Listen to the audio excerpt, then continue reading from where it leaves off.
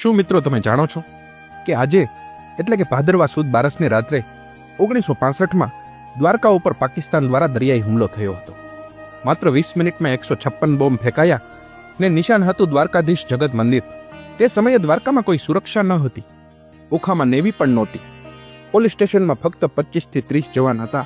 એવી માન્યતા છે કે દ્વારકાધીશ દ્વારા એ સમયે સમગ્ર દ્વારકાનું રક્ષણ કરવામાં આવ્યું હતું અને દુશ્મનો દ્વારા 156 બોમ્બ દ્વારકાધીશને નિશાન બનાવી જગત મંદિરને તોડી પાડવા બોમ્બ ફેંકવામાં આવ્યા હતા, જેની રક્ષા ખુદ રાજાધિરાજ દ્વારકાધીશ કરે તેને કોણ અડી શકે?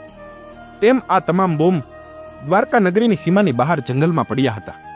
દ્વારકાધીશનું શિખર આબાદ રહ્યું અને કોઈ પણ મકાનની કાંકરી પણ ખરી ન હતી.